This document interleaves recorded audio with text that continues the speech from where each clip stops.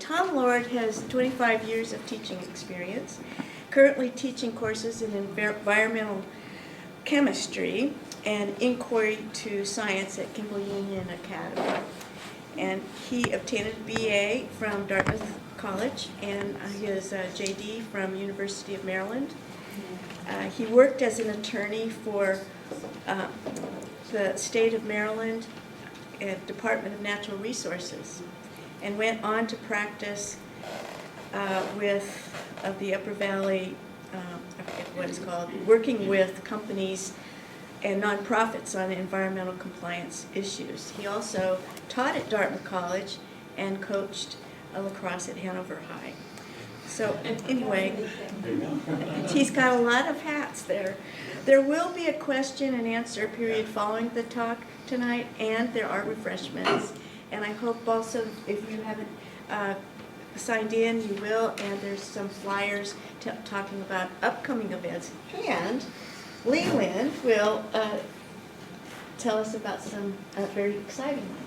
Yeah, so we're excited to hear from Tom, and I don't have any right to say we. I've been to all but one Energy Committee meeting. All of one. All of one. Excuse me, that's Billy, but I was overclaiming, yeah. All of one meeting.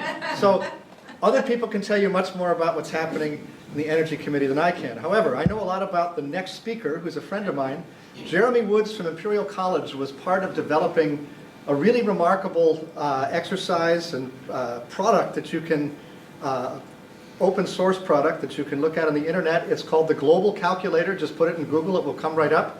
And it's this rather amazing thing. You get like 24 variables you can set at 4 different levels, and it will tell you probabilistically the CO2 concentration, the global temperature rise, the impact on GDP, etc.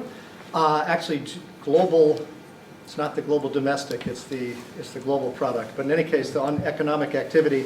And Jeremy was actually what was part of the team that developed this. It was developed in advance of the Paris meeting because for policymakers who weren't used to thinking about how these variables traded off, it helped them think about it. There have been something like a dozen or so national calculators built on the same model. And so anyway, Jeremy Woods will be here from London, and that's going to be on Thursday, the 4th of May. And I guarantee it will be very interesting. Jeremy's an entertaining guy, like Tom. And so tell your friends about it, because it should be a great event. And with that... Thank you. Wow. Hi, everybody. Well, thanks for the introduction. I have to say the biggest, most important thing for me is I'm a public school kid. So I teach at Kimball Union Academy, but I got really lucky in my life. I grew up outside Baltimore in a little town called Tallalow. It's a pretty big town called Towson, Maryland, just north of Baltimore. And I went to public high school there, big public high school, 2,100 kids in 3 grades. There were 650 kids in my graduating class. Wow. So I'm used to big public high schools, love them.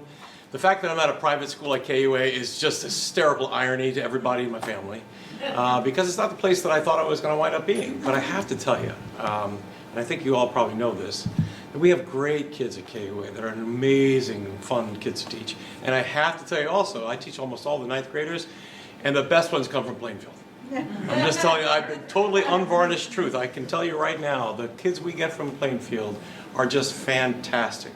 And my wife teaches history there, so she teaches all the 9th graders, and I teach a lot of them. And there's a couple of things you should know about me. First of all, I'm really, as you heard by background, I'm an attorney, but I'm recovering. Hi, I'm Tom, 12-step. And I love the law, I just don't like lawyers. If there are lawyers in the room, don't mean to offend you, but I had a hard time getting through Frank Perdue. You probably have heard of him. He's the chicken man. And by the way, he looks really like one of the chickens that he produces, which is kind of ironic. But anyway, so I did spend a lot of time in doing legal work for both the state of Maryland, Johns Hopkins, and then I've started teaching through a really Byzantine way. My brother-in-law was the captain of a private school called Taft down in Connecticut. I'd never been in a private school before in my life, I have to tell you. And I sure hadn't been in a boarding school. I assumed it was where bad kids got sent. And my brother-in-law was a pretty interesting child. So I went to this school, and the headmaster talked to me about teaching at a boarding school. And I said, why would you do that? And then he told me the salary, and I laughed for at least a half an hour. You know, I just couldn't believe people were actually getting paid for that much money, or that little money. But then he said, yeah, but you know what? You get to keep it all because you don't have any time to spend it. There's a great selling point, right? And then he said, yeah, but you know, it probably would appeal to you because you always stay young. And I have to tell you, it's probably the greatest fountain of youth you can ever find. And that is teaching kids like I teach at KUA in these schools, because I'm perfectly well suited for teaching ninth graders because I'm eternally a ninth grader. I figured that out, you know. I've taught a lot of different grades. I taught Dartmouth for a little bit, found that was a little too old for me, and taught some juniors as I teach in environmental chemistry. And I teach a lot of ninth graders, and I have to tell you it's perfect for me because they have the attention span of about 5 minutes, which is me, you know. And I always had that. I was probably, you know, the first person to admit that he watched the Flintstones every afternoon when he was growing up, that kind of thing. But I loved chemistry, and I had a great teacher, and I get kind of emotional talking about her, Mrs. Rosenbaum. Mrs. Rosenbaum was the kind of person, first of all, she had a beehive hairdo about this tall. Remember people back then, beehive hairdos like this? And I always used to just be fascinated looking at, like, what kind of birds are living in there, you know? And she had this great accent. She said, Tom, all you gotta do is look at carbon's position on the periodic table, and you'll figure it all out from there, you know? And I'd be like, wow, this is fantastic, right? So she, Mrs. Rosenberg bit me, and I went mad, you know? She was just that kind of teacher. And I have to tell you, I had great teachers in public high school. And they influenced so much of what I do now, because really, it's about being a lifelong learner. And they loved it. And I was fascinated by how much they loved it. And I found after dabbling in a couple of the things, when I started teaching, I loved it too. But every once in a while, just like in The Godfather 2, they pull me back into the law. Just when you think you're out, they pull you back in. So I've gone in and out a little bit. I do still practice law a little bit, not just on the side, but I work for Hughes Miller and Camden, which is a law firm up in Norwich, some of you may know. We worked for a lot of different environmental concerns, represented a lot of companies, represented Upper Valley Land Trust and other things. So I got to do that for a while as well. So I've sort of gone in and out of it, and it's really one of those wonderful things that you're able to do when you teach at a school like KUA. So that's why I'm here. So I have up here my map of Manhattan. Now, again, oh, geez, I'll let you do this again. There it is. I know some of you probably are looking at this thing and you're having flashbacks to your horrible days in chemistry, right? And when I teach for the parents' days, you know, at KUA, it's really kind of fun because I say, how many of you didn't like chemistry? And at least 3/4 of the room raised their hand. I teach this course called Environmental Chemistry, which is a little tweak on chemistry because I'm an environmental kind of guy. And at least half, maybe 3/4 of people raise their hand. And I say, why didn't you like chemistry? Do you all have why you may not have liked chemistry? Go ahead, you can say it. Balancing equations, right? Remember about redox reactions, all that stuff, right? And I say to the parents, I say, give me 5 minutes. I can teach you chemistry in 5 minutes. Ready? It's Manhattan. If you've been to Manhattan, you know it's not like Boston. Boston is just paved over cow paths. New York, for all the crazy things we can say about New York, there's a plan. And the plan is vertical and horizontal. The plan is that there are avenues that go this way and there are streets that go this way. And you know where you are in Manhattan by the neighborhood. You can be in Soho, you can be in Chelsea, you can be in the Upper West Side, you can be in Midtown, you can be in Hell's Kitchen. But you know where it is because of the intersection of the streets and the avenues. That's the periodic table, right? The periodic table is just like neighborhoods. Your neighborhood is different. New York is a big city. Manhattan's a big borough. But you know a lot about your neighborhood because of the intersection of the streets and avenues. And that's like the periodic table, right? Okay, so there's my little thing for all you Manhattanites. Now, I do have some visual aids for you, and you can pass these around. I know, I hate doing this because it's black and white. We probably share them. And you can see that up there, too. And by the way, this, I don't have any money in this, but I wish I had. This is called ptable.com. I guarantee you, if you get on it tonight, some of you will be lost for hours doing it. Because when you click on it, you're going to see that you can just go up to an element of your choice, and we'll go over to carbon here, and we'll click on it, and all sorts of stuff's going to come up. You have wiki articles, which we all know are half right and half wrong. Well, that's okay. You know, depending on what you do after this, and you put your own wiki thing in. But we know that you can go through this whole thing and find out so much about all these things just by going on this thing called ptable.com. My 9th graders do this thing called Adopt an Element, okay? And it's a fun project. A lot of them picked out elements that, honestly, there are over 100 elements. Some of them don't last too long. But I don't even know all of them. Now, maybe you've seen this guy, Tom Lehrer. Do you remember Tom Lehrer? Maybe you've seen him do the Element song, you know. Dan Radcliffe, Harry Potter, does a great version. Look that up on YouTube after you get out of here. It's fantastic. Of course, I show my kids the Dan Radcliffe first. They go, Harry Potter. I said, he knows the periodic table. It's not magic. All right? And so you know that there's a lot of elements. And if you just threw them on a piece of paper, you know, there wouldn't be any rhyme or reason to them. But the great thing about it is there is. And I don't know about you all, but when I was a kid, especially growing up in the 60s, there's a lot of questions I had about what meanings of a lot of things were, you know? And chemistry gave me this kind of peace that there was something that made sense. There was something that had an order, that had an organization. And more importantly, as I tell my students, I know this sounds mystical, when I look at chemistry, I think there's a reason, that there's a plan. And I can evince that plan just by talking about chemistry. Because there are certain fundamental boundaries that seem to control the things that we know as what I call the Legos of life. It's the building blocks of life. It's the Legos of life. And there's your Legos, kids, right? It's these 100+ things we call elements. Now, these elements obviously are arranged in this way because this wonderful, crazy Russian guy named Mendeleev decided that it made sense because he saw that there were trends. We call them periodic trends, which is why, of course, they call it the periodic table. Things change along these rows in different ways. And things are very similar in these columns in different ways. And don't worry, there's no quiz at the end of this, okay? But suffice it to say that because of the intersection and the where these places are, they have a fingerprint. There's an identifier for all these elements. And you see the numbers here, 1s and 404s and things. Don't worry about it, but they're called protons.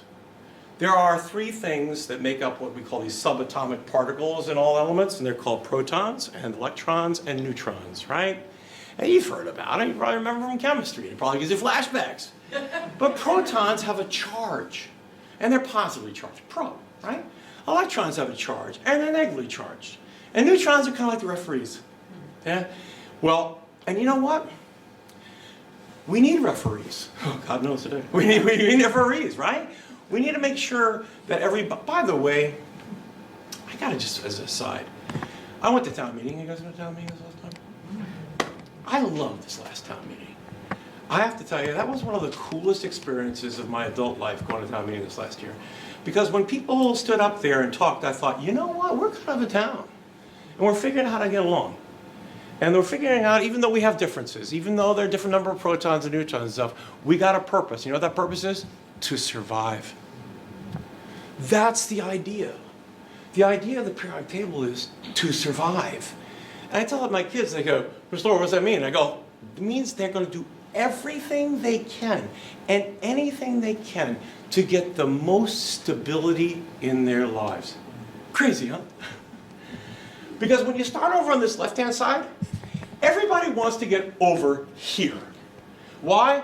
Because they're the noble gases. Kids love that. King's farts. Noble gases, right? They're the noble gases. And why are they noble? Because they don't need anybody else.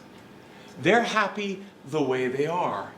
But everybody to the left is trying to be a king or a queen. Why? Because the king and the queen have everything they want, which is stability. You see, here's the cool thing, right? And I know you guys remember this stuff from your classes. If there's anything that rules what we know about the Earth, it is the fact that there's no more Earth to have. That because we have this fundamental thing that matter and energy can neither be created nor destroyed, we've all got to get what we can and do what we can to get as much as we can, because we can't wave a magic wand like Harry Potter and create any. So what do we have to do? Well, sometimes we give and we take. Those are called ions. And sometimes we share.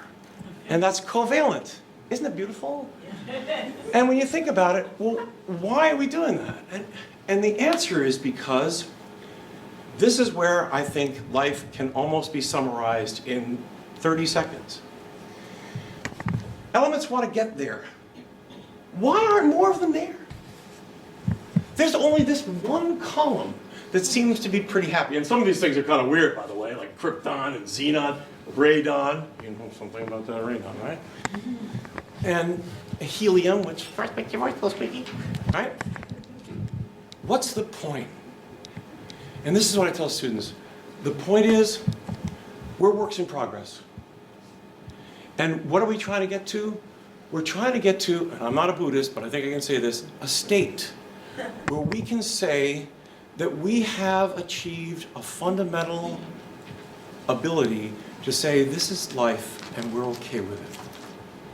And that's what elements are trying to do. Elements are trying to get over here because over here means that their energy shells are full. And that's what atoms are trying to get. See, all these don't have it. And what are they trying to get? They're trying to get a full shell. Why? Because a full shell means they're going to be stable. And so, what's the big thing about being stable? Well, it means that you don't want. And you know, it's so cool, I get emotional talking about this. It's so cool, because I talk to kids a lot about different things. I mean, I'm a lawyer, you know, so I get to talk to juries. And I say to them, you know, the biggest thing that concerns us in life is this idea about wanting. It's this idea about not having. And what do we decide to do in life about those people, including ourselves, who don't have everything they need? Not just to say not everything they want, but everything they need. Do we help them? Do we take? Do we give? What do we do? What's our decision making that we do? Well, the decision making is, I have to tell you, kind of brutal. We do whatever we can to survive. And if we help others along the way, that's great. But I don't think it's fair to say that elements are thinking about the other guy. It just so happens, this is sort of social Darwinism, you could say, that they're trying to have the survival of the fittest at the same time everyone else can survive too. Okay? Is that a good intro for all this stuff? So all of these things are unfulfilled, and they're trying to be stable. They're trying to get a full shell. I can't help but see there's a piano in here. Yeah. Uh-oh. Can I get permission? Ah, the heck with it, I'm a teacher. Okay? So here's the coolest thing I know about pianos and chemistry. Okay? You probably know, because Julie Andrews taught you this. There is an octave, right? Do, re, mi, fa, sol, la, ti, do, right? How many notes are there in an octave? 8. Yeah. Ready? Let's walk along New York City with me a little bit. Let's start over on this row with Li, which is lithium. Now, just like the upper part of New York City, this is what I tell my class. Ready, kids? 1, 2, Central Park. 3, 4, 5, 6, 7, 8. In those rows where lithium starts, there are 8 spaces, which means there are 8 electrons in that outermost shell where all of the getting along is done in atoms, okay? To try to get stable, to try to get full. And I don't know about you all, but the fact that it's this, I talk to the kids, I say, so are there other notes between those 8 notes? I mean, this music of the spheres, this holes like planets type thing, you know? Like, there seems to be a plan. And the plan is this kind of 8. And if you put 8 on its side, it looks like infinity. Oh, okay. Got you there, right? And it seems like what we're trying to do is we're trying to get to that last part the best way we can. So when you go across here, 1, 2, Central Park, 3, 4, 5, 6, 7, 8, if you get to 4 or more, you are not going to give those away in that outer group of electrons to have a full shell. See, these guys over here, these alkalins, you know, like your alkaline batteries, right? They're going to give them away because they only got 1 or 2. and they need to get 8. And I don't know about where you play poker, but there's no way if you have 1 or 2 of any kind, you're going to get 6 more by sharing. You can't do that. So the trick is, for those lithiums, berylliums, sodiums, magnesiums, all those guys, they're going to give away the ones in their outer shell because they have a shell underneath it. Like, look at that Tootsie Roll Pop. And when they give, like, magnesium, 2 of them away, guess what? They have a shell underneath it, and guess what? That's full. And that's the point. The point is not to have as many shells as you can. The point is to have this full shell, because that means you're stable. You don't need any more. You're not wanting, right? So you give them away. And these people over here, or these elements over here, like oxygen, gladly will take it, because look at oxygen. It just needs 1, 2. You just count from oxygen over, and you know oxygen just needs 1, 2. Because how many does it have in that shell? 1, 2, central part, 3, 4, 5, 6. It just needs 2 more. And guess who's got 2? Magnesium's got 2. And they work out this incredible deal. Magnesium gives their 2 in the outer shell away to oxygen. Oxygen takes the 2 and says, thank you very much, I'll be going. And magnesium goes, not so fast. Because by giving away 2 electrons, it's become positively charged. And by oxygen taking 2 electrons, it's become negatively charged. And Paula Abdul taught this in 1986.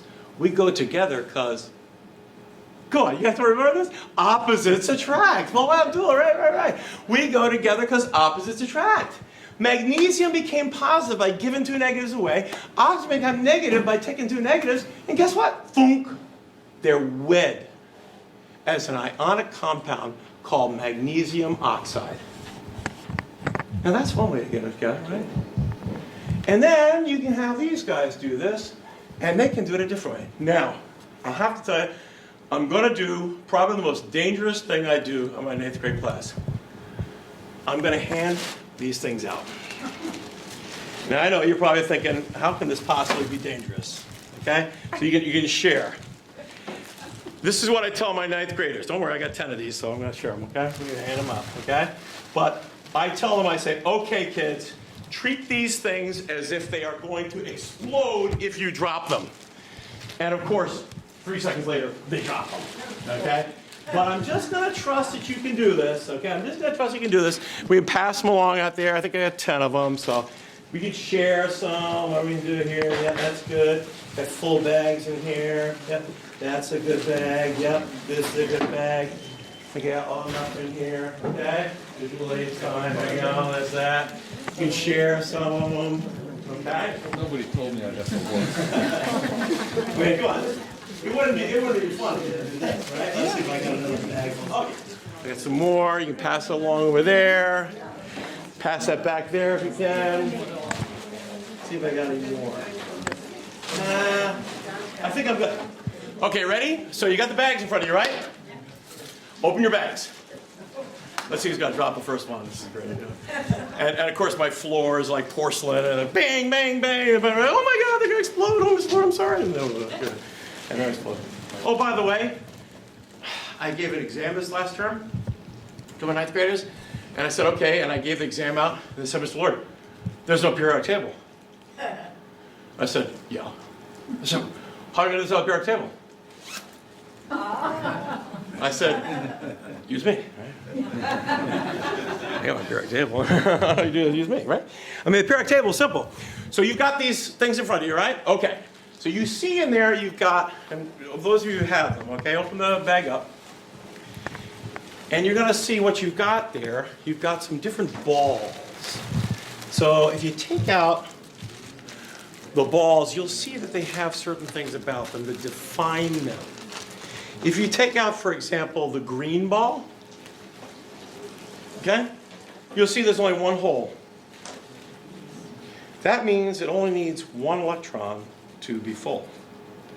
And then if you take out the blue ball, it's got 3. Okay? So you know that means it needs 3. And then if you take out the red ball, you'll see that it's got 2. One of my students connected this already, so I've got to take it apart for gosh sake, because they made carbon dioxide already, which I'm going to ask you to do, so don't cheat. Okay? So there's 2. And then if you take out the black ball, and I have to tell you, I don't know about you all, But I find the use of the color black as bad is one of the pernicious things that happened to us in the time we were kids. Just gotta say that right out loud. I'm from Baltimore, I can say this. And I think that if you look at this black ball, not only is it not bad, but it's the best. Because how many holes does black ball have? How many holes does black ball have? 4. Which means this black ball is the most versatile of all the things in your bag. This black ball can make all sorts of things for you that other things can't make. It can make chains of things. It can get together with all sorts of elements to do things that the other ones can't do because they only have a couple of holes. Let me see if I can find one of those things to show you. Oh, that's a good one. Yeah, I want to go back to that in a second. Yeah, oh, there's Al. I wonder what Al's doing these days, huh? So, here's the thing about carbon, right? Carbon is incredibly versatile because it's got 4 holes. Now, that means it's got 4 electrons in its outer shell, and it needs 4 more. And boy, is it a deal maker. I mean, it's the United Nations of atoms, right? It's got all sorts of tactics together. But it loves to share. And if you can figure this out right now, what I want you to do is, I want you to take out one of the white balls. Okay? White balls. And in the bag also, you should have one of these little posts, okay? So you're gonna take out one of these white balls, one of the black balls, okay? And you're gonna thunk one of these little posts in like this, okay? I know everybody doesn't have one, but that's the way it is in class, we don't have all the resources, okay? So here you go, okay? And now I want you, those of you who have the bag, do this, okay? Fill them all up. Fill them all up with the white balls. With the pegs. Now, not the bendy pegs, but the short pegs, okay? So you got to take out all those little things. The kids are all doing this, like, oh, Mr. Boyd, I love doing this. It's like Legos. Everybody loves Legos, right? And you fill up those pegs, right? You take out the shorties. You get all those carbon ones going. All right? Now, you know, I was just saying before this started that I only spend 5 minutes on any part of my lesson because I find that that's the attention span of the kids and me. Okay, so I try to switch things around a little bit. So ready? For those of you with that, I want you to hold this up after you do it. Okay, so put the white balls all into the post, and then I want everybody to hold it up after you've done it. Ready? Okay? Okay? Look at that beautiful thing you have in your hand. This is a group of atoms. And a group of atoms that's shared like this, we call a... Thank you. All right, that's awesome. Right, you guys know it. It's a molecule, right? And it's got a name, but it's also got a formula.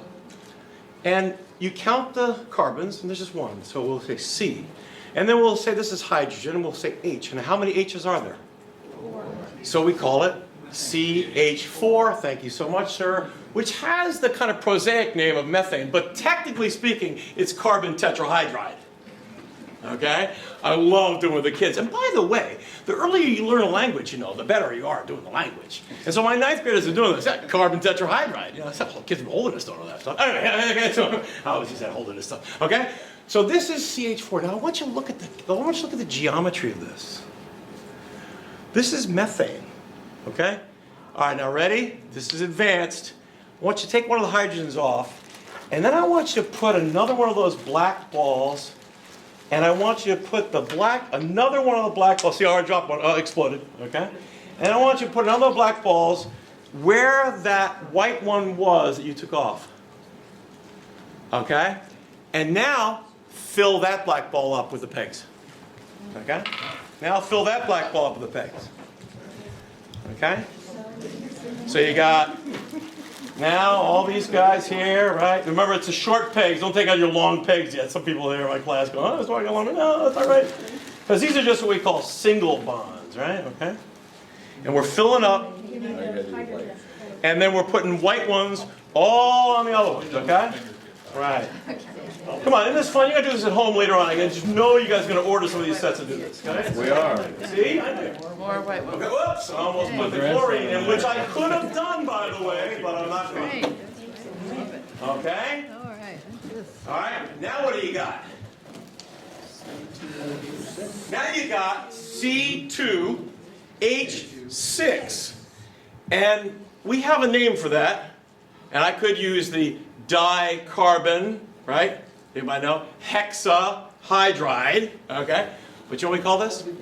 Ethane. We call this ethane. Methane and ethane are organic compounds. And when you talk about organic, like life, you're talking about carbon-based things. And look what we did with the carbons. We made a chain. And that's the thing about carbon. And by the way, I can keep doing this, you know? And it's easy. Mother eats peanut butter, methane, ethane, propane, butane. Mother eats peanut butter, okay? Methane, ethane, butane, okay? All right? So, all right, but ready? Take one of the white ones off. Okay? Take one of the white ones off, and then thunk one of the red ones on top of it. Are we done? No. No, we're not done, right? Because look what the red one has. The red one still has one of the holes left. So take one of your pegs, your shorties, out of there, okay? Thunk it in there, and put a white hydrogen on, and you got one of those balloon animals. Right? You got a balloon animal. Guess what you just made? Thank you so much. You just made the gasoline, 10% of which they sell at the Meriden Deli Mart. This is ethanol. Anytime you take one of those organic compounds, like ethane and methane, or actually ethane and butane, you just take off one of the hydrogens, you put what we call a hydroxide group, which is an oxygen and hydrogen together with it, and you know what we got? We got an alcohol.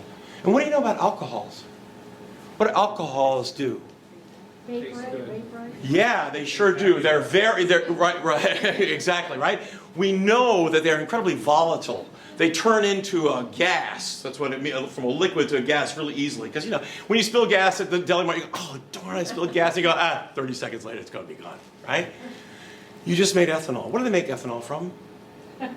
Corn. You get it? Corn. You take the corn, which is an organic compound, which is basically carbon-based, and you transform that into something that's going to be used in part for a fuel. Now, I hesitate to say this to my children in classes, but you know, if you leave apple cider out on the windowsill of your dormitory for a while, it's going to turn into something that your teachers probably don't want you to consume in great quantities. Okay? What's it going to turn into? It's going to turn into alcohol. Okay? And what's alcohol do besides being volatile? It likes to take some oxygen away from you, too. It's looking for love in all the wrong places. Okay? And that's what alcohols are doing when they get inside you, which is why you got to be careful about ingesting them, right? Because remember, they want to be full. And what are they going to do to get full? Anything they can, including robbing the oxygen from you, which is why you got to be careful about carbon monoxide, right? So you've just built this, and you know, the great thing about this is you can play around and take these off in any way you can. Like I just took off one of the hydrogens, right? And I can put one of these guys on. You can do it. I can take a green one off, right? Like this. Give me another red one. Sure. Yeah. Okay, I'm going to do the red one with you in a second, okay? So now I got chlorine, let's call it, or fluorine, but it just needs one. And now I've changed this thing fundamentally, right? Just a little bit of a change is going to be a big change in the kind of way this molecule is. But if you notice, though, that all of these bonds that hold these things together are short. Okay, ready? Now we got one more thing to do. Let's take it apart. And take out, you should have 4 of the long bonds in your bag. And I want you to take, okay? I want you to take one of the black balls, one carbon, and the 2 red balls, and I want you to attach them. And I'm not going to tell you how to do it. Okay? All right? So I've got 2 black balls, 2 carbons, and I'm going to take one away. So now I just have one carbon, 2 oxygens. Let me see what you got. Oh, come on, you cheated. That's too good. That's awesome. You know, I'm not paying no attention to that guy on the left, okay? But fantastic, okay? You see, because most of the kids go, Mr. Lord, I don't understand. And these are great kids, believe me. They put these short pegs in, and they go, Mr. Lord, I don't get it. I'm putting the short pegs in, and it doesn't want to get rid of the oxygens. And they're like, well, kids, you need the long pegs. So you take out those long pegs, right? I don't know if I have any in this bag. Do I have any long pegs in this bag? You got the long pegs, right? Well, you do. Here, Mr. Oxon, let me see this. Can you show it? Okay, there's always one kid in the class who's just, my chemistry major. You know, I thought I looked at the people who were coming. I didn't think I was going to have any chemistry majors that can fact check me. False news. Anyway, fake news. All right, so here we go. So what Mr. Oxon has done here is he has put together, right, a carbon and two oxygens. Now notice the difference in geometry of this and the molecules you've built before. What do you see when you're holding up this carbon dioxide? Straight line. And what do you see what's connecting them? Double bonds. They're connected by double bonds. And you ready? When heat comes into these double bonds, the vibrations trap basically the heat from escaping to where nature seems to have had a plan for recycling some of the carbon dioxide that's in our atmosphere to release it into space. Unfortunately, carbon dioxide is a straight line molecule with double bonds that basically absorb by vibrating and absorb that heat, that infrared energy from leaving and traps it, and that's, guess what? That's what we call global warming. Okay? That's what we call global warming. And it's all because carbon is so versatile that it can do a lot of things with a lot of different other elements. But when it gets together with oxygen like this and creates carbon dioxide, well, you see what happens. Now, I know you guys have seen this before, okay? But I'm just going to show you this one. And I know, oh, there's Al. Okay? Al's okay. But so here's the problem, see? We've been living on this planet for a very short time. My wife just came in the room. She's the anthropologist in the room. How long have people, Homo sapiens, been around, Mrs. Lord? How long have they been? Homo sapiens. 100,000 years? I don't know. 200,000 years? I don't know. Okay. How old is the Earth? Yeah, about 4.6 billion years old. By the way, how do we know? Carbon. Isn't it cool? Something called carbon dating, which of course kids misinterpret all the time. Mr. Lord, I didn't know carbon needed one. But anyway, carbon dating, right? We know that the Earth is about 4.6 billion years old, and we know that we haven't been here as people for a very short time, right? But what's been happening in the meantime? Organisms have developed to try to make use as much as efficiently as they can of the things that they have to work with. And here's this carbon cycle thing, and you know, you can hear it probably. Carbon is an element that's found nearly everywhere on Earth. In the atmosphere, the soil, the ocean, and deep inside the Earth. It's also the main ingredient inside of every plant and animal, including you.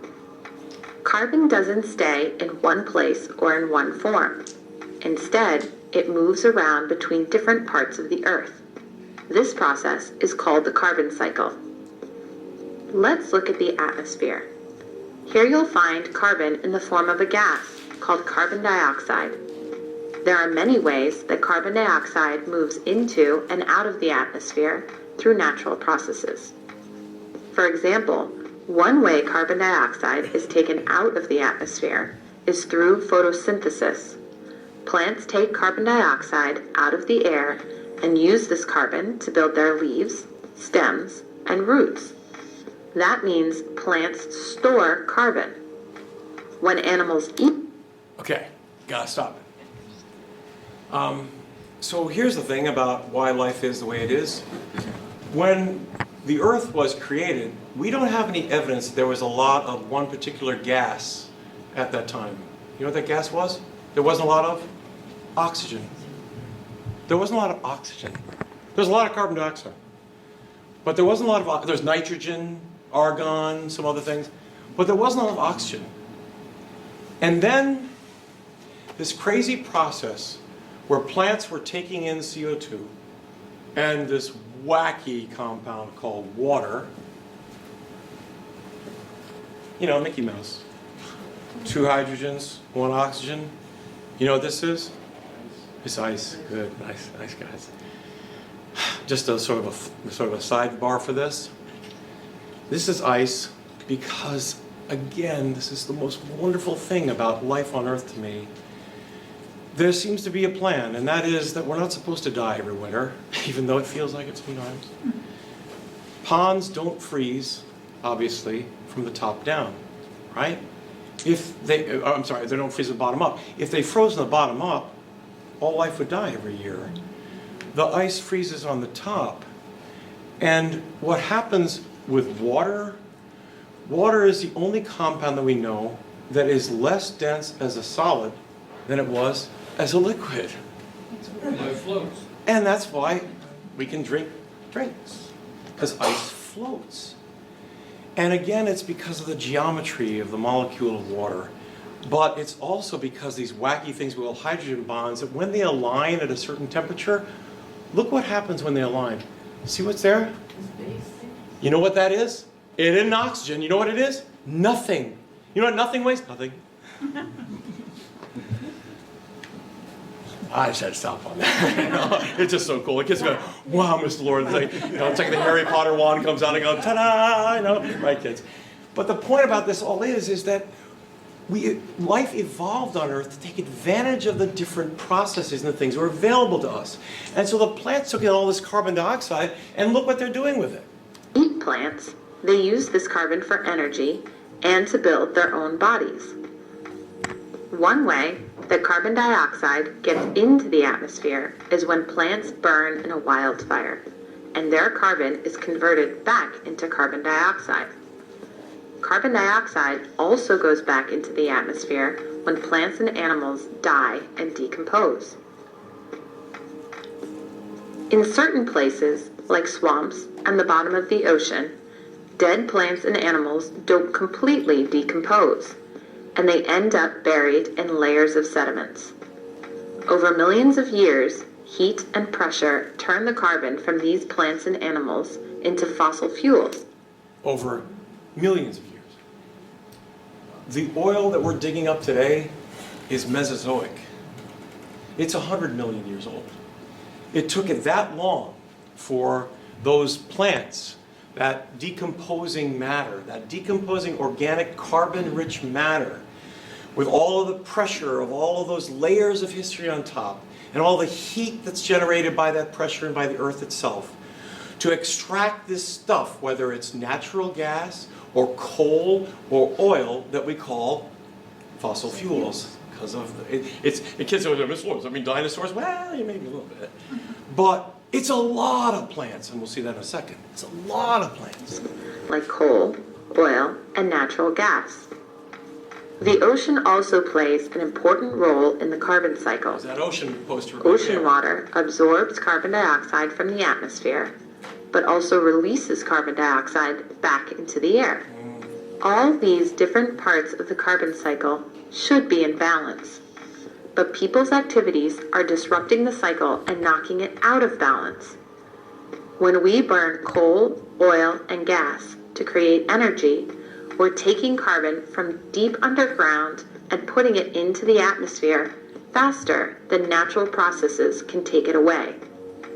After all, it took millions of years for those fossil fuels to form. Now the atmosphere is getting overloaded with carbon dioxide. In addition, when we cut down forests, that leaves fewer plants to take carbon dioxide out of the atmosphere. Here's another way to think about it. Imagine the atmosphere is like a big bathtub, and carbon dioxide is the water. In the natural carbon cycle, the amount of carbon dioxide that goes into the atmosphere is balanced by the amount that goes out. Oh, that's sustainability. It's like putting water into a bathtub, but letting the same amount go down the drain. The water level in the tub stays the same. And that's exactly what should happen with the amount of carbon dioxide in the atmosphere. But what happens if you add water to the bathtub faster than it can drain away? The tub will fill up and eventually overflow. Something similar is happening in the atmosphere.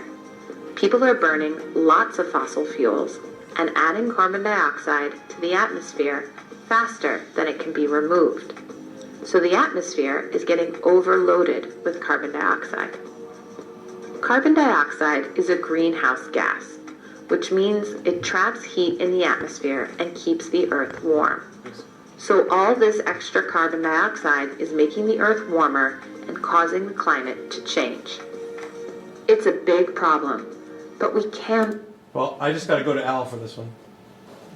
Come on, Al. Show what you got here, kid. Now, where's Al? Oh, there's Al. There's Al. I mean, you know, no matter what you think about Al, this is pretty compelling stuff. There was. There it is right there. My mother's from Tennessee, so I love his There are accent. two others. But compared to what's going on now, there's just no comparison. So if you look at 1,000 years worth of temperature and compare it to 1,000 years of CO2, you can see how closely they fit together. You know, Al does this great thing in this movie. You've probably seen it in Convenient Truth before, as he flips about it. You know, I think it's about the best thing Al did, you know, besides concede elegantly when he lost in 2000. Anyway, that's just me. Okay. But, you know, he showed this. Now, you know, I've taught prob stats for a long time, right? And we all know there's things called correlations in prob stats, right? But then, you know, correlations can sometimes be false. In other words, something can happen at the same time, something else happen the same way, and you hold them up and you go, oh, wow, you overlay them and you go, oh, same thing. But the correlation doesn't mean causation. And that's the nub of this whole controversy that we're talking about now. It's not the smoking gun of carbon dioxide that would be for a lawyer like me enough to say, you know, Your Honor, I want a directed verdict. It's carbon dioxide's fault. Sold. You can leave the room now and collect your fee. Anyway, okay? So what we know, though, is look at, you know, and Al goes to this whole thing, and I love this. You and I have talked about this. When I went to college, there was this crazy thing that was just getting validity in academic circles called, continental drift. You know, plate tectonics. When you looked at a globe, you know, Al does this. You look at Africa and South America, and you go, wow. Looks like those two things fit together sometime, right? And you know, just like Al talks about in this video, he goes, the teachers are like, nah, you're crazy. Well, you know, we were right. You know, it's like the Emperor's Clothes thing. We just trust the kid. They know. And when you look at these two things, you know, you can see what Al's saying. Now, 1,000 years of CO2 in the mountain glaciers, that's one thing. But in Antarctica, they can go back 650,000 years. This, incidentally, is the first time anybody outside of a small group of scientists has seen this image. So this is the present day era. This has happened before. And that's the last ice age. You see? Then it goes up. Why this is so we're tough. Going back in time now, 650,000 We've had years. That's the period of modulations warming of between the last CO2 two levels ice ages. before. That's the second and third ice age back, fourth, fifth, okay. sixth. We've had ice ages every 10, and seventh 15,000 ice years. age back. Temperatures Now, have changed. important CO2's modulated.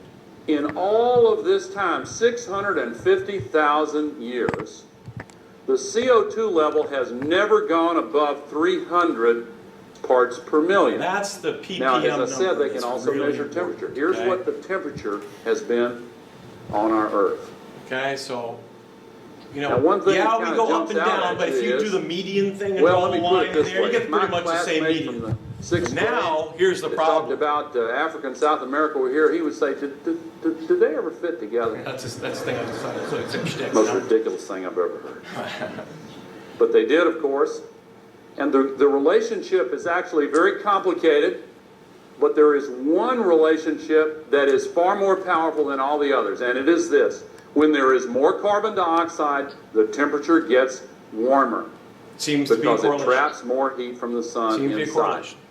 In the parts of the United Right. States that contain the modern cities of Cleveland, Detroit, New York, in the northern tier, this is the difference between a nice... Okay, so I'm sure some of you have seen this too. I'm just going to go to this. This is a little NASA thing. Let's see if I got this somewhere. Where's my NASA? Where's my NASA? Is this a NASA thing? Oh yeah, here's my NASA. Yeah, so I'm sure you'll see this. Wow. There are cyclical changes in the amount of carbon dioxide that's in the atmosphere, depending on what time of the year it is. You see the northern hemisphere. This is kind of a simulation of carbon dioxide, right? And this is going to be a particular time of the year. Generally speaking, this is going to be like winter and fall, when there's no plant life. When there's plant life, when it's going to be summer, okay, the plants are growing and they're taking in a lot of that CO2, and you're going to see as the year goes on, that incredible amount which flows across the earth of carbon dioxide is going to decrease as the year goes along, and it's going to go to the southern hemisphere. But look at how much carbon dioxide is generated, especially out of the Midwest. I blame Cleveland. I love the Rock and Roll Hall of Fame, but I blame a lot of those power plants that we know are fueled by fossil fuels for spitting out a lot of this carbon dioxide. We just know that that's a lot of carbon dioxide going in the atmosphere, and it's going to change. So just back to Al. Hopefully I haven't lost you guys. I love looking around and reading the room, so if I'm getting to the point where I'm just boring the heck out of you, please stop me, but I'm just going to play Al for just another minute. And having a mile of ice over your head. Keep that in mind when you look at this fact. Carbon dioxide, having never gone above 300 parts per million, here is where CO2 is now. This is crazy. Way above where it's ever been as far back as this record will measure. Now, if you'll bear with me, I want to really emphasize this point. This is Al's best trick, right? You've seen it. He's tried to teach me how. Al probably spent 3 years trying to get himself the courage to go up on this thing. It's a can't miss little trick, right? It's already right here. Oh, thank you. That's fabulous. Oh, that's great. Yeah, thanks. Look how far above the natural cycle this is. And we've done that. But ladies and gentlemen, in the next 50 years, really in less than 50 years, it's going to continue to go up. Here's Al. When some of these children who are here are my age, here's what it's going to be in less than 50 years. Yeah, well, Al loves the drama. That's why he made 2000 so close, I suppose. You've heard it off the charts. You know, whether you believe this or not, the trend is Within pretty less clear. than 50 years, it'll be here. There's not a single fact or date or number that's been used to make this up that's in any controversy. The so-called skeptics look at this and they say, so? That seems perfectly okay. You can hit the lights for me, thank you. Well, we know, you might have seen it just the other day, that in fact, CO2 emissions have reached a critical level that they've never been before. And we also know this. We also know this, that the Earth has set a temperature record for the 3rd straight year, and it has no signs of slowing down. So, what do we make of all this? Well, you know, if I were in a court of law, I'd be the Perry Mason and point and say, hey, Your Honor, it's that person, carbon dioxide's fault. I've shown you all the demonstrable evidence I can. I've given you as many graphs and conclusions that I can do, and I think the jury agrees with me that the only evidence that is really acceptable to you is carbon dioxide. I rest my case. But there's a problem. This hasn't happened before. And so we don't know what's going to happen because of it. And there are a lot of people, and I respect these people, who would say that because the Earth is, well, you've probably heard something called the Gaia hypothesis. Because the Earth is maybe an organism itself, it's going to defend itself. There's a great George Carlin clip about this if you have a chance to watch it sometime. And the Earth is going to defend itself. And it's going to figure out a way to correct this. However it's going to do it. I don't know, 6th extinction? But something the Earth has in mind when things go out of whack this way is it's got to adjust. And we know that we're having a hard time adjusting. You know, spring is different these days. I mean, I've only lived in New England for 20 years or so.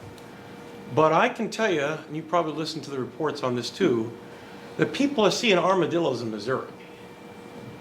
People aren't seeing butterflies anymore. Rachel Carson wasn't just right about DDT, but the quality and the quantity of birds is different. Farmers know, Steve knows, farmers know. Farmers can read the winds and know that something's going on, something's changing. And we all know that we're going to have to adapt to this because it's happening. Because if we don't adapt, you know, well, we know what the future is going to be for that. And by the way, just to give us one last thing about this,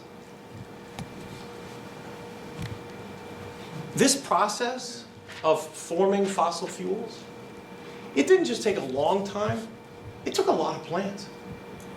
It's worse than maple. Maple sugar, that's good. I like that. That was a fact, because I should have thought of it. Anyway, 98 tons of plants per gallon. And you all are probably thinking, well, am I using the right kind of fuel?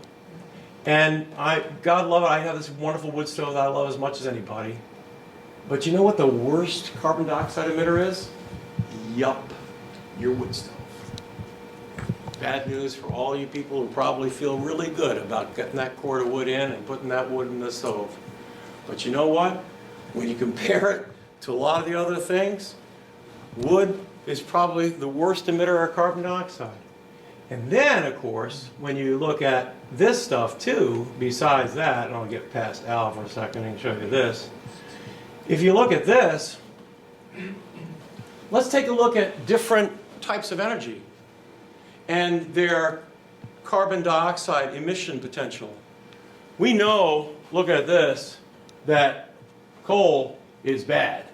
1,000 kilowatts, right, the reading of this, right, 1,000 of the CO2 in kilowatts per hour. And then oil, right, natural gas, all those fossil fuels, right? And then we get down to solar. So why is solar PV so bad? Is it because of the cost of building the units themselves? See, that's the problem. You've probably heard the cheeseburger analogy and how much carbon dioxide it takes to make a cheeseburger or this t-shirt. It's the amount of water that's used in the factory that has to, you know, it's a lot of different factors that go into that. That's the whole thing about solar. You know, it's not that solar itself fundamentally is expensive, but to produce it, unless you're the Chinese that are super efficient at it, which is why our prices are going down for solar, it's just really expensive and it takes an awful lot of, you know, the carbon dioxide that it's going to do in fact. And then we look at the bottom of hydro. So what's the lesson of all this? Well, I suppose we just all have, you know, waterfalls in our backyard, you know, and not have a hard time thinking that maybe we're going to have to adjust to it. But you all know too, and just end on this one for you before you guys have some things to say, or maybe you don't. But there's an awful lot of things that we can do. And you know, when you think about New Hampshire, one of the great things about New Hampshire I've really respected since I moved up here is it's live free, vote or die. Right? Live free, vote or die. New Hampshire, you know, one vote, as we saw this last election, you know, 1,000 votes here, 1,000 votes there in New Hampshire. That's a big deal. And you know what? There's 1,000 friends you have in New Hampshire that could change an election. Well, the same is true for what we're doing with producing this carbon. There's a lot you can do. And you've probably seen these websites. There's just so many different things that maybe you haven't thought of. And that if every person in this room did, is it going to make a difference in the warming temperatures of the Earth? No. But I believe, anyway, that a lot of these things start at this level. And just like in town meetings, maybe we can show the rest of the country how to do business in democracy. Maybe we can show, you know, that we have these kind of facts in front of us, and we know that there's some things that we can do just a little bit. I don't know about you all, what you keep your thermostats at, but you remember growing up? What was room temperature when you were growing up? 68. 68 to 72. You know what room temperature is for me now? 60. Right? Right? I mean, you turn your thermostat down 2 degrees and it makes so much difference. And you know, you look at your bills, right?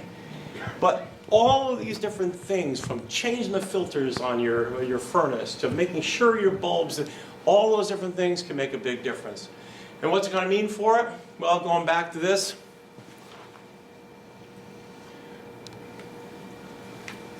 see, we can't get away from this. This is like our kitchen, you know. We go into our refrigerator and our cabinets, and these are the things we have. And we can make a meal tonight. with those things that we have in the refrigerator and the kitchen. And there are some things that are exotic that we probably never thought we were going to have so much doggone kale before. And there are some things that are kind of staples, like flour. And flour is the carbon for us. You know, it's the versatile thing that we can use. But we also know that if you eat too much things that are made of flour, well, you get the drill.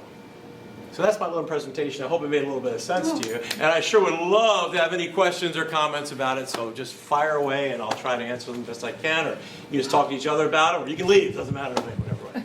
Yeah. Oh, no.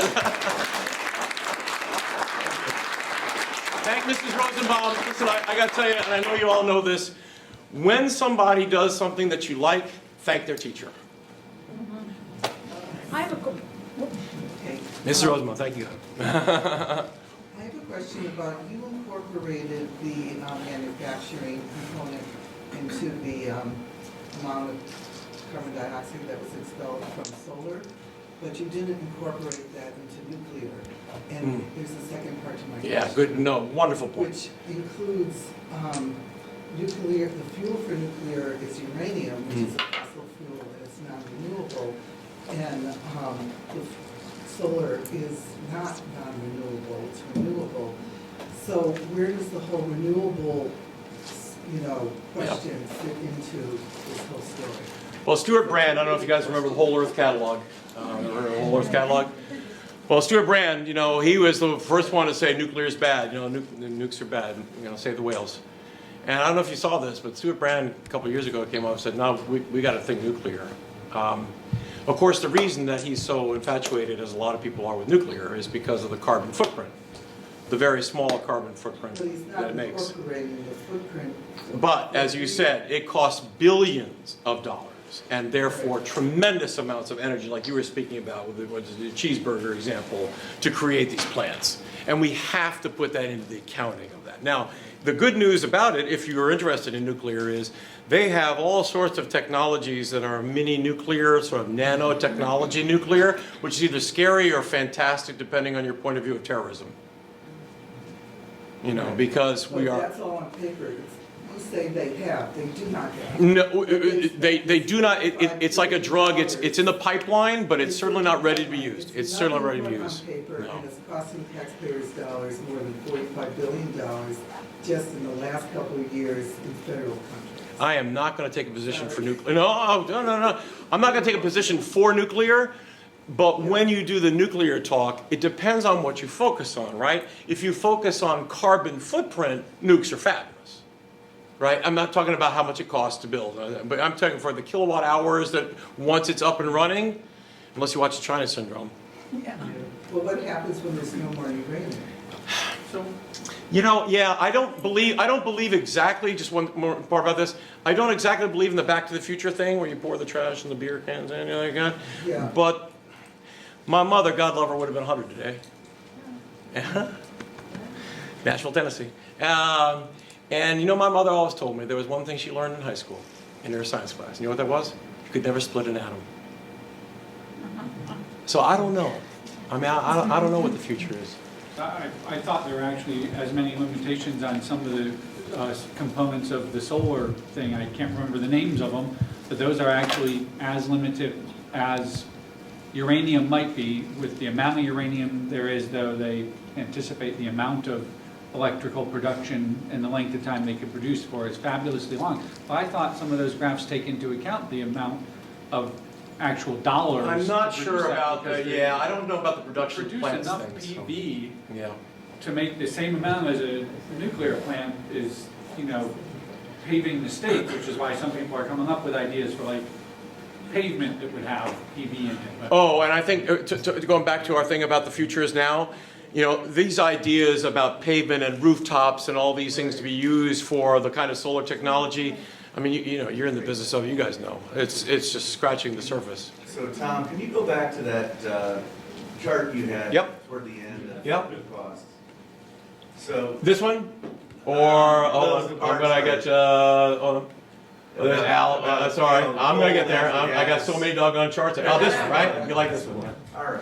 Yeah, I'm going to So get this first of smaller. all, to your point, yes, solar, wind power. As Tom was saying at the beginning of his presentation, to build a wind turbine or a solar panel does not require digging up hydrocarbons that have been in the ground for 100 million years.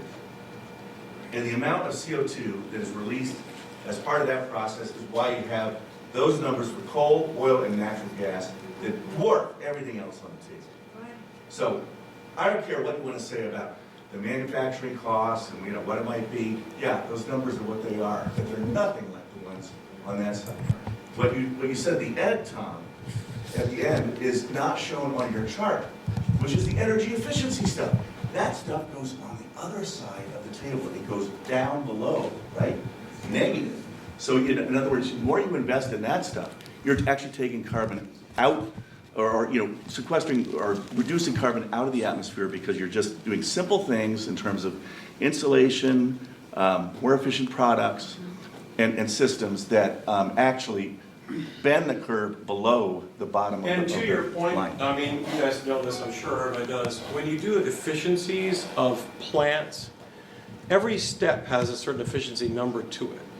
And the way we do fuel, the way we produce electricity in this country, pretty much just depends on the fuel you use to heat the water to make steam. That's really the only difference, whether it's nukes or oil or gas or coal. We're just heating up the water to turn it into steam, to turn the turbines, to turn the generators, to spit out the electricity. And when you take each step like that, they're like 80% efficiency at each step. But you know what? Efficiency is multiplicative, not additive. So you go to 80% times 80% times 80%, and at the end of the whole thing, you're down to like 30, 25% for your efficiency from that. So Embry 11 called it negawatts, not megawatts. Thank you. Negawatts, yeah. So first of all, I need to apologize. You did a wonderful job. I was actually boiling till 2:30 this morning, and so when my eyes were closed, it wasn't you, Tom. It's okay, it's all right. My kids look at me and they say, why did you take my meds? I'm like, are you kidding? I never went out, man. What are you guys? But there's actually a piece of this I know a great deal about. So notice that biomass looks rather wonderful here. And by the way, all of these would have not exactly error bars, but in fact it depends a bit how you implement them. So for example, oil, if it's shale oil, would be higher. Yeah, different exactly. kinds of coal, different manufacturing cycles. So basically, you've got things that are very close to zero and things that are an order of magnitude higher. But notice that biomass is one of the champs here. And you mentioned in the other plot that wood was like the worst thing. And I'm quite confident I can explain that, and I'll tell it as a very brief story. In 1978, I was an exchange student in Aberdeen, Scotland, and I went to a talk about energy, and I was a biology major, and somebody said something about, we better hope this climate thing isn't real, because these biofuels people are talking about would emit more CO2 per mile than gasoline out of the tailpipe, which is true. It's also true that there's more CO2 per unit of heat. If you burn oil versus wood, there's more CO2 that goes up the stack.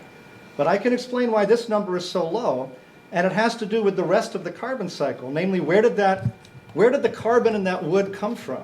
I want to make wood heaters feel better, okay? The carbon in that wood came from the atmosphere. And so you've actually had to remove that CO2 in the last decade or so, as opposed to hundreds of millions of years ago. Turn it into a tree. And so to make the tree, to do photosynthesis. And so what this one is doing is it's subtracting the CO2 that was removed. And what the other plot was doing is only, or the bar chart, was only talking about the CO2 leaving without the CO2 removed. Now it's actually more complicated than that, and I won't go into it, but I wanted to at least explain the discrepancy between biomass looking like one of the champs here and looking like one of the dogs in the other. It's because one of them's looking at half of it and the other one's looking at all of it. Okay, can I just say, Lee is obviously not an attorney. The reason I did it the way I did it was to win the case. I don't know what he's talking about here, but you can believe those facts, you can believe my facts, okay? No, I absolutely, completely understand. The thing about all of these things is that it's all relative within the confines of each parameter that's being described within this, right? In other words, if we put those in as variables, right? If we put all those different things in as variables, hopefully we would account for those variables in some kind of a study. And that's the problem with all these studies, right? Like you said, the variables change depending on the type of source that you're using. So that begs the question, and that is there a bad thing that we can point to? And I'm not going to point to wood as bad, although I have to tell you my thing about wood too, is the amount of pollution that comes out of those stacks in, let's say, a little place like Vermont, which gets that air trapped in, is another issue about it. It's not just the issue of the carbon burning, but it's the issue of the stuff that you're breathing in while you're doing it. So there's a double effect to me of the stuff that's happening with wood that always concerned me. And I don't know if you guys have Netflix, but watch The Crown. And you watch The Crown and you see what happened in London in 1952, big year for me. If you watch what happened in 1952 in London with the coal-fired plants, and what comes out of those coal-fired plants, something called sulfur dioxide. I mean, that's the other problem with this, is we're not just talking about energy. We're talking about the pollution that can really kill an awful lot of people. So, That's a great segue into the global calculator, where you actually can look at all of those various components. The next one. Yeah, no, absolutely. That's what you're going to do next time. You told me about that last time. I got right on in my class. What's your opinion about vegetarian versus meat diets? Absolutely. That one. What? Vegetarians versus. I just can't take more kale. I don't know. If you look at that global calculator, if you go to a vegetarian diet, it actually removes a whole lot of carbon from the atmosphere. Yeah, I mean, I just got this one little thing here, this carbon footprint. This is kind of fun. You guys, I mean, listen, don't worry. Teachers don't use videos all the time. But, and again, like Lee was saying, there's facts, there's lies, damn lies, and statistics, you gotta be careful. But, when you look at this, for example, talking about vegetarian versus meat, and then you take this fact of this, we all know it would be swell if we could have more of this, for us. And then you get to this fact right here, which is kind of crazy, right? We all know this. And then there's the cheeseburger. Yeah. Right? And you look at it and you go, oh, I'm sorry. How is the cheeseburger releasing CO2? I mean, that's the point, right? The production of the meat that goes into that cheeseburger is so incredibly carbon intensive that for anybody to argue differently would probably be difficult to do on a per calorie basis, but on a per acre basis, you see, that's the thing Lee was just talking about. Then you get in a different quantification of how you're going to account for that. Because if you go to what I call the dollar menu, which is the Interstate 5 down in California, the dollar menu highway, San Joaquin Valley, things like that, there's an awful lot of acres of broccoli. So, bang for the buck, CO2 for the calorie, there's different ways of looking at that. I myself think that there's no argument whatsoever against vegetarian being better for you in every way. But I live in Lebanon, and we have the local utility is trying to bring a pipeline system to Lebanon and Hanover of, in quotes, natural gas. And so I've been learning a lot about methane leaks in frack gas, which most of the natural gas these days is fracked. So the bar graph that you had, I think, did not take into account the life cycle. It's only the combustion, which is why people still think natural gas is a bridge fuel or something. It's actually, that slide was made by the Intergovernmental Panel of Climate Change. God's gone, you fact checkers. How many Pinocchios is that? And they cite that methane is 86 times more potent warming gas than CO2 in the 20-year time frame. So when I see charts like that, it frustrates me because it makes natural gas look better than oil or coal, which... Can I just say something to that? I really appreciate this. And by the way, the best thing I learned about being a teacher, I learned like in combat. That is my first year of teaching. And that is a kid asked me something that I didn't know the answer to. And of course I'm thinking, I'm the sage on the stage, I'm supposed to know this. And this is the best thing I learned.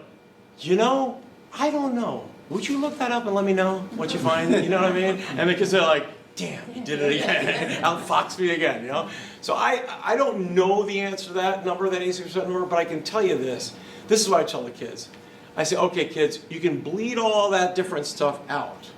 And what it comes down to is we know is this, that fossil fuels as a group You know, whatever the number for the particular kind of methane you're talking about. Fossil fuels is a group. This is what I say.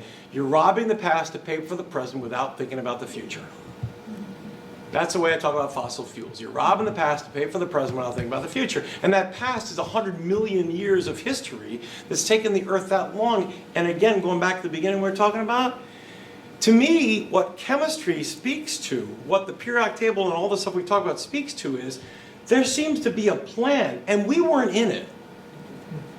Not the way we're living now, you know. The plan was not 100,000 years of history. The plan was billions of years of history. And the fact that we're changing it so fast by digging these things up and burning them at the rate we're burning them is the Earth saying, whoa, who put me in the microwave? You know, Tom, yeah. Oh yeah, go ahead. Yeah. would you speak about how, I've heard several different versions about how long carbon stays up in the atmosphere. How does that go? Anybody have a better question, a better answer than I have?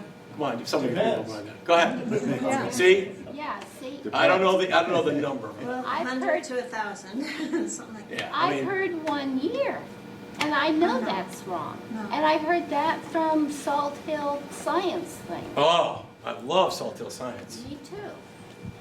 Yeah, like Lee said, it depends. You know, the problem is, first of all, you can't take the CO2 and follow that molecule of CO2 around. So you have to do the kind of averaging that we do with all this stuff. The thing is, it can go a lot of different places, right? As you saw in the carbon cycle. And the most important place where carbon dioxide goes, well, there's two. The first one is, of course, some of it's supposed to go out into space. The heat that the carbon dioxide traps, right? And there's carbon dioxide, thankfully, that is a blanket over the Earth. If we didn't have that carbon dioxide blanket, you know, we'd be Venus, well, not Venus, we'd be Mars. And so, you know, it's a good thing. But what are we, 55 degrees average temperature, I think is what you always hear on the Earth, like 55 degrees. So if you have that blanket, either bigger or smaller, it's going to change that. And 1 degree, you know, that's the problem with that. But a lot of it, and that's why that poster in the back, ends up in the oceans.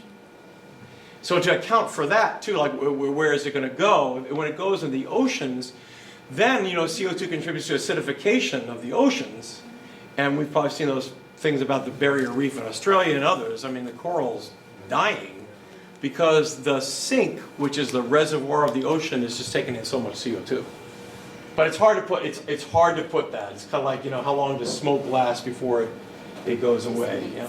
There was another. Yeah, you might have answered it, but I was thinking with global warming and the oceans rising, and thinking, I do believe there's the Earth is breathing. There's that Gaia hypothesis, sure. Yeah, it's breathing. So as the oceans increase, we're dumping some carbon dioxide.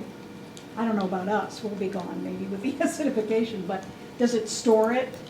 And then it releases it again, Sure, the plankton and the yeah, well oxygen? that, I mean, everybody else who knows this better than I do probably, but that's the whole wonderful thing about the oceans. Right. The oceans are this sink that, you know, again, because of water's special qualities, right, like that water molecule I showed, because of water's special qualities, the specific heat index for water, it doesn't like to change temperature much, which is why your body stays at 98.6 so well.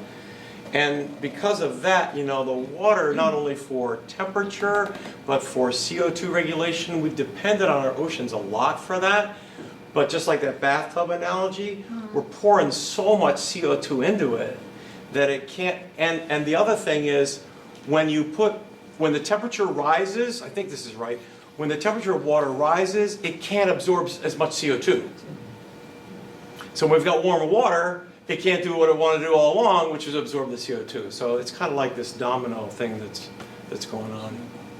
Well, I was reading too about these rivers of brine, and there's a whole currents and things we don't even know about, and the plankton bloom and the oxygen comes out.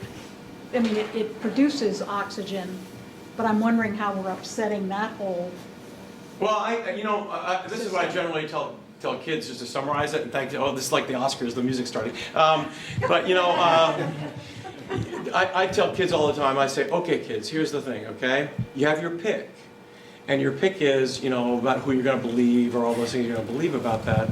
Just look at what happens when it goes over that 300 parts per billion, and now we're seeing upwards, to 400 parts per billion.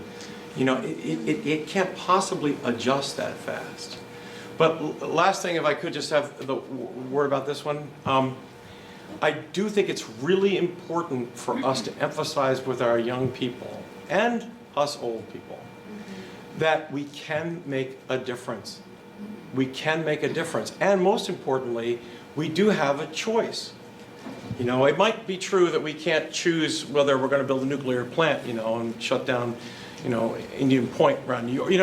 We might not be able to, but we can, though. I don't know about you all, but when I grew up in the 60s, I felt like I could make a difference.